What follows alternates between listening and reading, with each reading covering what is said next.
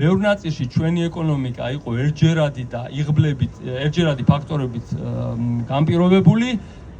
დე-ფაქტო ხელისუფლებამ განსაკუთრებიდან ჩვენც ნაწილობრივ დავიჯერეთ, რომ ეს გვეკუთვნოდა და რაღაცა ძალიან მაგრები ვიყავით და მე ასე ველი, რომ სულ მალე გამოჩნდება, რომ ასეთი მაგრები ვერ ყოფილვართ და რა ზრდიდა ჩვენს ეკონომიკას. ხელისუფლებას დე-ფაქტო თუ როგორიც არის ძალიან არაფუჭეთ. ადამიანები მუშაობენ, მცირედით უმჯობესდება პროდუქტიულობა, ინვესტიციები იზრდება, მოხმარება იზრდება და ამის შედეგად ნელ-ნელა ეკონომიკა იზრდება. ჩვენ ძალიან ვისარგებლეთ ბუნებრივი ზრდის გარდა უამრავი უცხოელის შემოსვლით, სლავური მოსახლეობის, რუსეთიდან ძალიან ბევრი ადამიანი გადმოვიდა, უფრო შეძლებული ასე ჩანს ვიდრე საშუალო ქართველი, ირავე სახლები, რაღაცა ბიზნესები გაზარდეს, მაგალითად ინფორმაციული ტექნოლოგიების სექტორი მნიშვნელოვნად გაზარდეს და ეკონომიკა გაზარდა. ეხლა ვისჯიბეს და როგორი მოქმედა, ეს კიდე ცალკე საკითხია, ვიღაცისთვის პრობლემაა, იმიტომ რომ სტუდენტია თბილისში ჩამოვიდა და ბინას ვერ ქირავს, გაუძურდა.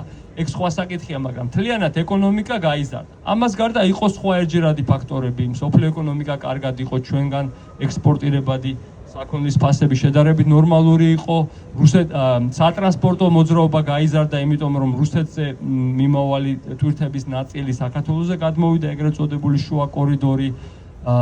ასევე ფარული ვაჭრობა ასე ჩანს, რომ საკმაოდ დიდია, საქართველოდან ხდება ბევრი რამის რეექსპორტი, მაგალითად ავტომობილების, რომლებიც მიდის შუა აზიაში, მაგრამ თავსების შესაძლებელია, რომ შემდეგ იქიდან რუსეთში ხვდებოდეს.